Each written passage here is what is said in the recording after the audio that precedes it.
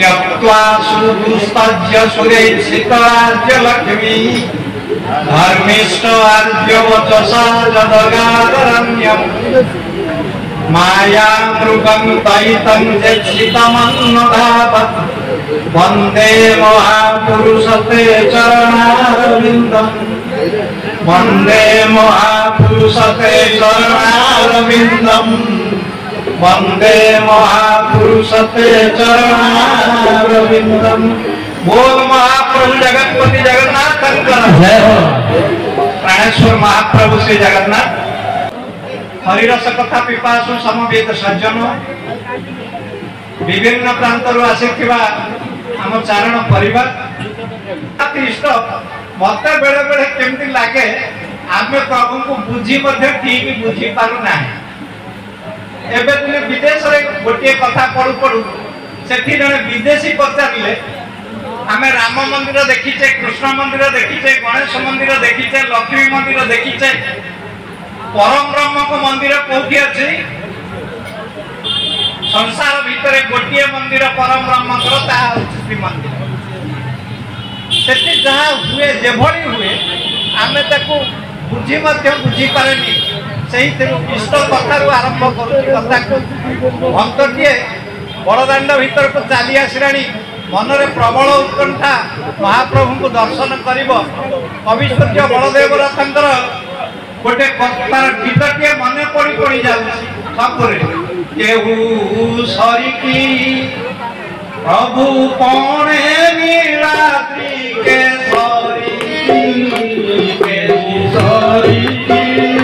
केहू सरिकी प्रभु पणे नीलाद्री के केहू सरिकी दुखी जने दया जाठारे पुईछि दुखी जने दया नखठारु शिखा सरिकी केहू सरिकी प्रभु पणे नीलाद्री के सरिकी केहू सरिकी। कवि सूर्यंकर ये पदटा गाई गाई बड़दाण्ड चली हठात तार भावांतर है कवि कौन लिखिले आम जगन्नाथ को कौन कहीदे कवि केशरी सिंह महाप्रभु जगन्नाथ नीलाद्री गुंफार सिंह मन को पाइलानी कथाटा हठात से पदटा को से तर्जमा करने आरंभ कला सिंह हिंस्र जंतु ताठारे पुणी पुरीछि दुखी जने दया नखठारु शिखा सरिकी हिंस्र जंतु सिंह पाखरे पुणी दया ये केमिति कथा जे संपूर्ण वन्य संपूर्ण हिंस्र दयार तो प्रश्न ही उठु नहीं। कवि कहले से हिंस्र जंतु पाखरे जहार नखठारु शिखा पर्यंत दुखी जनक दयारे परिपूर्ण से सिंह केमिति कथा ये बड़ा मर्माहत है बुझी पारानी प्रकृत में कौन कवि एक कथा लिखिले एमती भावी भावी सिंह द्वार में पहुंच गला देखुची से जड़े सेवक यात्री मान बुझाऊँच मैंने देखु ये दुईटी सिंह जहाँ सिंह द्वार में देखुंट एमाने हिंस्र होई नाहंती संपूर्ण भाव हरि मंदिर तिलक मारिकी ये साधु वैष्णव साजिचंती ये परम वैष्णव क्षेत्र पुरुषोत्तम क्षेत्र जो कार्य कौन कर्ता पणिया नहीं जो क्षेत्र में कौन कर्ता पणिया नहीं कहीं कर्ता नहीं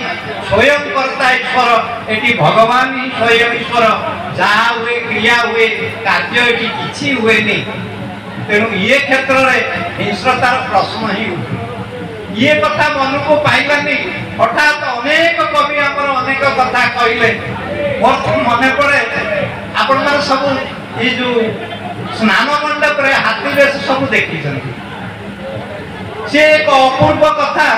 आज पर्यंत तार आम समाधान पाइलु नहीं प्रकृत रे गंडारिका प्रभाव सत्य ना इतिहास सत्य देखो से कौन है एमती कथा आसिला आम भंजे सी गोटे कथा कहले आम नीलाद्री केशरी नुह से गज ପୂର୍ବଜରେ ପୂର୍ବ ଗଜ ଭାବଉ ପୂଜାଇ ହରି ଭାବଉ ପୂଜାଇ ପହଣ୍ଡି ବିଜୟ କଲେ ହଲାଇ ହଲାଇ ପହଣ୍ଡି ବିଜୟ କଲେ ହଲାଇ ହଲାଇ ପହଣ୍ଡି ବିଜୟ କଲେ ହଲାଇ ହଲାଇ। ଭଞ୍ଜେ କହିଲେ ये सिंह नुह ये नीलाद्रि केशरी नुह ये गज कौ गज पूर्वज कृष्णकर पूर्वर जात पूर्वज बलभद्र पूर्व दिगर गज ऐरावत धला हाथीर बेश कर बलभद्र धला हाथी हेबे कौन हेबे जगन्नाथ कौन हेबे जगन्नाथ भंजे कहले नहिबे सर्वज्ञ किंबा ब्रह्म परिवार हरि ब्रह्म परिवार जानिले निश्चय प्रभु दक्षिण कुंदर हरि दक्षिण कुंदर जानिले निश्चय प्रभु दक्षिण कुंदर। जगन्नाथ कौन है जगन्नाथ को दक्षिण दिगर हाथी बामन कला हाथी कर ये दुईटी हाथी बेश हम जहाँ को आम स्नान पूर्णिमा देखे संपूर्ण बात बड़ चिंतार पड़े भंजु को पचारे अन्य कवि मैंने पचारे कहले कौन आप कहले रोहिबे सर्वज्ञ किंबा ब्रह्म परिवार ये ब्रह्मंकर सेवा करुवा परिवार तक सेवक माने संपूर्ण भाव में सर्वज्ञ एमाने तो केवल सेवा व्यतीत अन्य किसी बुझी ना आपण सर्वज्ञ बोली कहते कहीं कौन कहते भंजे जो उत्तर देते से कथा जाना दरकार भंजे कहले देखु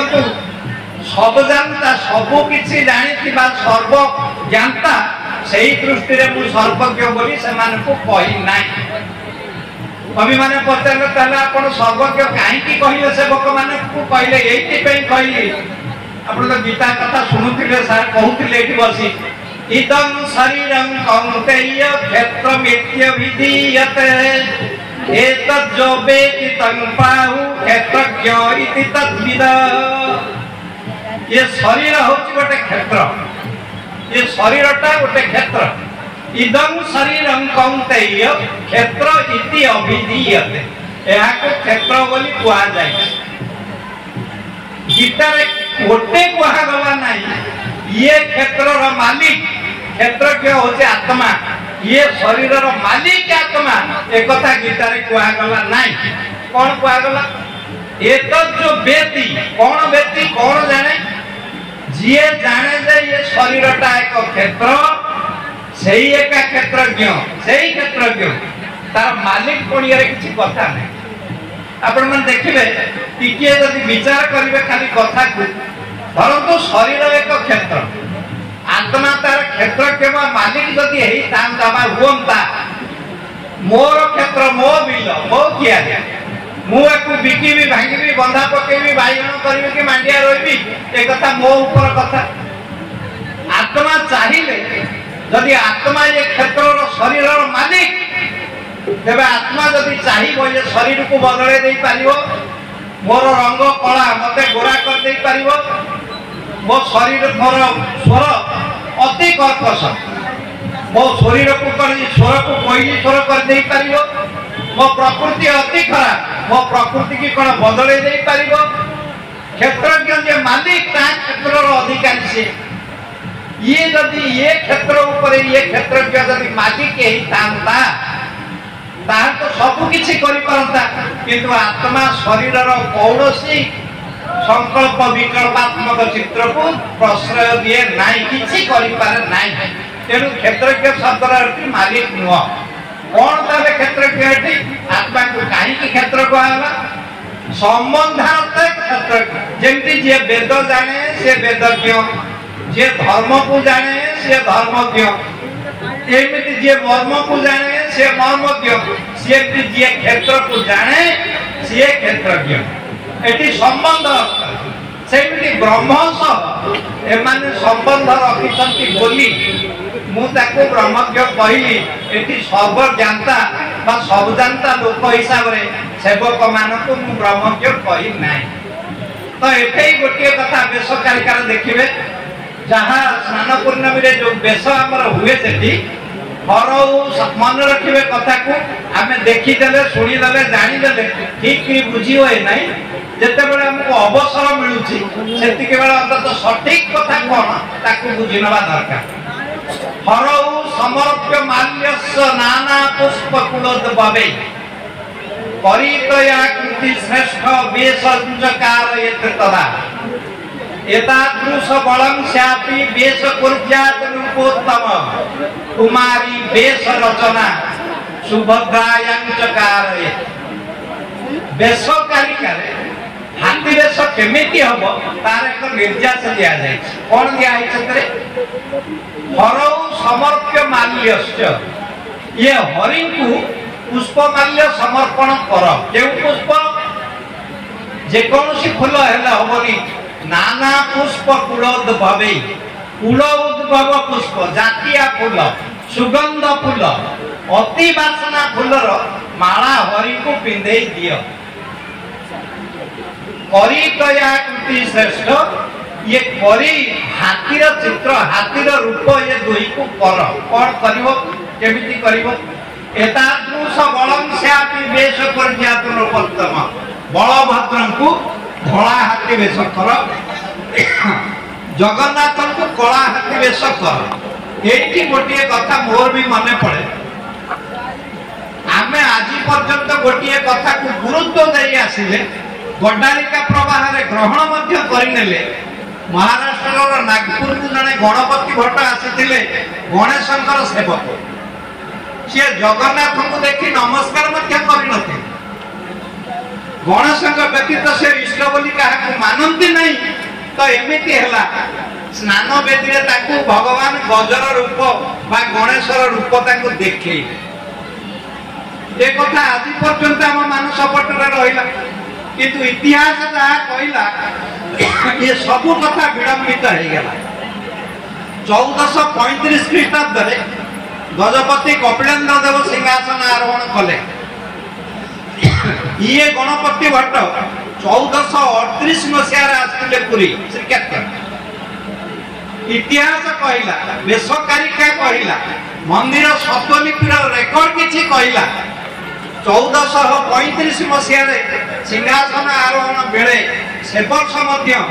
स्नान पूर्णिमा हाथी वेश होता जदि सबु वर्ष ये हाथी वेश होते से वेश को देखी गणपति भट्ट गणेश बोली हाथी की कहीदेले कि एबे देखा जाऊ प्रकृत वेश कौन हुए जदि हाथी हे सिंहासन समस्ते हाथी हे तीन जन जाक हाथी हवा कथा सुभद्रा भी हाथी हवा कथा खाली बलभद्र जगन्नाथ कहीं हाथी किंतु रेकर्ड कहला कुमारी वेश रचना भद्रायां च कारयेत् तदा भद्रा को कुमारी वेश कर लक्ष्मी वेश कर विरजा वेश कर विरजा शब्दर अर्थ से दिन आम अंतत मंदिर जो रेकर्ड फ्लाइट घाटुलु से गोटे कथा आसला विरजा कुमारी ये दुईटी गोटे पर्यायवाची शब्द तार कारण हूँ आप देखिए जो सागर श्रीक्षेत्र अच्छे आम कोरापुट तार दीटा बेढ़ा गोटे बेढ़ ओडिशार सब देवादेवी जिते अच्छा समस्त रूप अच्छी बेढ़ भारतर सब देवादेवी अच्छा भारतर देवादेवी बेढ़ ओडिशार जड़े देवी स्थान पाई सी होती विरजा देवी प्रत्नतत्व विभाग वाला आसी से बुलूले डॉक्टर कृष्णचंद्र पाणिग्राही ऐतिहासिक जी सागरे से दिन मुझे मंदिर भितर हठात बुलू बुलू से गोटे नजर को आसला विरजा कथा कहले ओडिशार जड़े ठाकुराणी ये सर्वभारतीय ठाकुर ठाकुराणी सागर कहीं स्थान पाई कृष्णचंद्र पाणिग्राही के अनेक सी हतम्भव है कौन कहे ठीक बुझी पारे ना मु तो पाखे ठिया मत पचारे कौन है कि दशरथ कहले कौन कहीं स्थान पाई मो मुंड को भी हठात गोटे कथा आसा मुझे आज्ञा विरजा ये अच्छा विरजा शब्दर अर्थ ये प्रत्नतात्विक अक्षर दुईटी ये जो मूर्ति आम देखुचे विरजा विगत होइछि रज जाहार बा जेउ स्त्री से विरजा अर्थात जेउ स्त्री आउ रजवती हो नाही जार मासिक धर्म आउ हो नाही से बुढ़ी माँ ये विरजा से पचारे द्वितीय अर्थ मुझे द्वितीय अर्थ हूँ आज्ञा विकसित होई नाही रज जाहार जी वर्तमान सुधा रजवती है नहीं अनुढ़ा किशोरी कन्या ये भी विरजा तेणु जी जे भली भाव में विरजा को बुझिला अनुढ़ा कुमारी बोली बुझू बुढ़ी माँ ठाकुराणी बोली बुझू से सर्वभारतीय स्तर में विरजा को स्थान दिखाई से बेश कुमारी बेश रचना भद्रांचकार ददा दुईटी हाथी मझिरे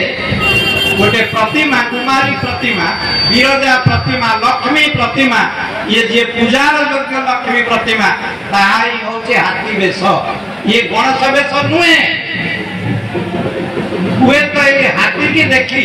अतर्कित भाव में गणपति भट्ट गणेशर माने रूप परिकल्पना करि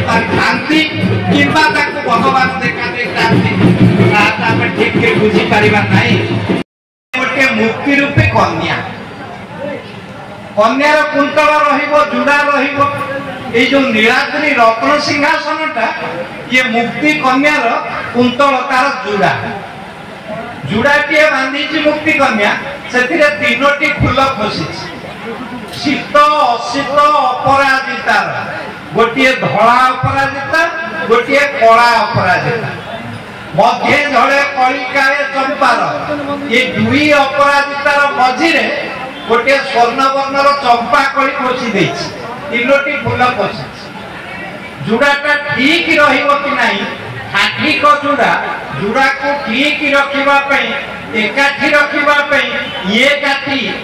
बोझा काठी रूपी सुदर्शन दंड रूपी प्रबाल दंड बोझा काठी मरा जाइछे से खोसारे एमिति चारि जण जाक सुंदर दिसंती कवि कल्पना रे केते बेले जे महाप्रभु को कोन करि दिया गला तार किछि हिसाब नाही प्रभु को अपन खाली टिके जोर रे अनै दियंतु ताको पाखरे ठिया होबे अनै देबे ताको मुह को गोटे भाव आसी जाए मो प्रभु सर्वमा काई कि हुए आमे गुड़े कथा ताको विषय सुनिलेनी जानिलेनी स्कंद पुराण कहिले आम महाप्रभु असमर्थ पुरुष ताको सहित समान केही नांती कि ताको थार ऊर्ध्व केही ना असम ऊर्ध्व ताको सह समान केही नाही कि ताको थार ऊर्ध्व मध्य केही नाही एमिति एमिति कथा सुनी मन एते उद्वेलित हो जाए मन गर्भरे छाती फुली उठे जोथि पे आमे प्रभु को देखिले जणा जाए जे प्रभु प्रकृत रे तो बलिया तोठार बड़ देवता केही नाही एई भाव जते बेले आसी जाए प्रभु सेते बेले हसी दिए भक्त के विचार करे बसी प्रभु हरं को मोहिनी रूपे भुलाइलु ब्रह्मा को वछा हरणे तू तो सुना सिर गर्भ चुना कर देलु गोबर धन धारणे प्रभु प्रकृत रे तो बड़ लोक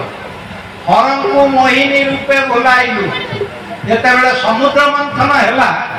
आपण जो माने भागवत पढुचंती केबे गंधरे पढिबे नाही जेते बेले एई समुद्र मंथन कथा आपण माने पढिबे सेते बेले शिवंकर शंकर भगवानकर ए मोहिनी रूप देखिबा कथा द्वितीय तरर रूप मन रखिबे कथा जेते बेले समुद्र मंथन हैला भगवान शंकर सेते बेले संपूर्ण भाव रे निर्विकल्प समाधि रे थिले पछरे सुनिले भगवान मोहिनी रूप हेइतिले एते सुंदर दिसुथिले जे मु से रूप देखि पारिलेनी मो भाग्य एते खराब तेणु कौन करिवे प्रभु आपण करे मोहिनी रूप आउ थरे भोंतु मु देखिबी एक कथा कहिले काले भगवान खराब भाबिबे कहबी ये शंकर योगी लोक ये पुणी मोर मोहिनी रूप देखिबो मते ए कथा कहउची तेणु हर गोटे नुआ प्लान तयारी करे कोन कहिले नाही छथि भागवत कहिले प्रभु मोहिनी रूपे भगवान नाचिलो सुरंग मोहिलो सुरंग मोहिलो सुरंग मोहिलो सुरंग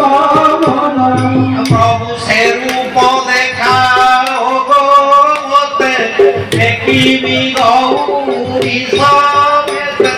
ଦେଖିବି ଗୌରୀ ସମେତେ ଦେଖିବି ଗୌରୀ ସମେତେ। କହିଲେ ପ୍ରଭୁ ମୁଁ ଏକା ଚାହୁଁନି ଦେଖିବାକୁ, ଆପଣ କେମିତି ମୋହିନୀ ରୂପ ହେଇଥିଲେ ଗୌରୀ ମଧ୍ୟ ଦେଖିବେ, ଆମେ ଦି ଜଣ ଦେଖିବୁ ଆପଣ ମୋହିନୀ ରୂପ ହୁଅ। ତାମାନେ ସମୁଦ୍ର ମନ୍ଥନ ଦ୍ୱିତୀୟ ପର୍ଯ୍ୟାୟର କଥା ଶଙ୍କର ଭଗବାନଙ୍କର ମୋହିନୀ ରୂପର ଦର୍ଶନ। ହରକୁ ମୋହିନୀ ରୂପେ ଭୁଲାଇବୁ ବ୍ରହ୍ମାଙ୍କୁ ବଛା ହରଣ। ଆପଣ ଜାଣନ୍ତି ବଛା ହରଣର କଥା, କେମିତି ବ୍ରହ୍ମାଙ୍କୁ ଠକିଲେ, କେମିତି ସମ୍ପୂର୍ଣ୍ଣ ଭାବରେ ବ୍ରହ୍ମାଙ୍କର ତାଙ୍କୁ ଗର୍ଭଦମ୍ଭ ଭାଙ୍ଗିଗଲା। ସୁନା ଶିର ଗର୍ଭ ସୁନା କରିଦେଲୁ ଗୋବର୍ଦ୍ଧନ ଧାରଣେ, ଇଏ ପ୍ରଭୁଙ୍କର କଥା। ପ୍ରଭୁଙ୍କୁ ଚାହିଁଲେ କହିଲେ ପ୍ରଭୁ ମନକୁ ପାଇଲାନି କଥାଟା, ନା ମୁଁ ବଡ଼ ପଣିଆ କରି ତୋର ବଡ଼େଇ କରିଦେଲି। ପ୍ରଭୁ ସେତିକି ବେଳେ ପୁଣି ମୁର୍କେଇ ହସିଲେ, କହିଲେ ଆଉ ଥରେ ଦେଖିଲୁ। ତ ଭକ୍ତଟି ପୁଣି ଯେତେବେଳେ ଦେଖେ ପୁଣି ଭଗବାନଙ୍କୁ ଚାହେଁ, କହିଲା ନାଇଁ ନାଇଁ ନାଇଁ ପ୍ରଭୁ ତୁ ଏମିତି ଉଦ୍ଧତ ହେଇପାରିବୁନୁ, ସବୁଠୁ ବଡ଼ ବୋଲି କଣ ଯାହା ତାହା ଗର୍ବ ତୁନା କରିବୁ, ଏ କଥା ମୋର ଭାବିବା ଭୁଲ ହେଇଗଲା ପ୍ରଭୁ। ତୋତେ ଦନ୍ତକ୍ଷତ ଚୁତ ସବରଣୀ ଦେଲା ଖାଇଲୁ ତାର ଇଟା, ତୋତେ ଶୋଇଲା ସେଦରେ ଶ୍ରୀବତ୍ସ ବ୍ରାହ୍ମଣ ମାଇଲା ପରା ଗୋଇଠା। କୋଉ ବଡ଼ ଲୋକଟା ତୁ ପରା ସବରଣୀ ଅଇଠା ଗୋଳି ଖାଉଥିଲୁ, ତତେ ପରା ଶ୍ରୀବତ୍ସ ଭୃଗୁ ବ୍ରାହ୍ମଣ ଗୋଇଠା ମାଇଲା, ତୁ ବଡ଼ ଲୋକଟା କେମିତି ହବ? ଯୁଗପତ୍ ଭାବରେ ସମ୍ପୂର୍ଣ୍ଣ ଭାବରେ ଯାହାଙ୍କୁ ଦେଖିଲେ କେତେବେଳେ ମନ ଉଦ୍ବେଳିତ ଉତ୍ଫୁଲ୍ଲିତ ହୋଇ ଗର୍ଭୋନ୍ନତ ହେଇଯାଏ, ତ କେତେବେଳେ ପୁଣି ସେମିତି ସମ୍ପୂର୍ଣ୍ଣ ଭାବରେ ଶରଣାଗତି ଭାବରେ ପ୍ରଭୁ ପ୍ରୀତିରେ ମନ ତନ୍ମୟ ହୋଇଯାଏ। ସେଇ ଆମ ମହାପ୍ରଭୁ, ସେଇ ଇଷ୍ଟ ହେମନ୍ତ ପ୍ରଭୁ ଶ୍ରୀମନ୍ତ ହେଇ ରତ୍ନ ସିଂହାସନରେ ବସିଥାନ୍ତୁ, ସିଏ ଆମମାନଙ୍କ ପାଇଁ ବିଶେଷ।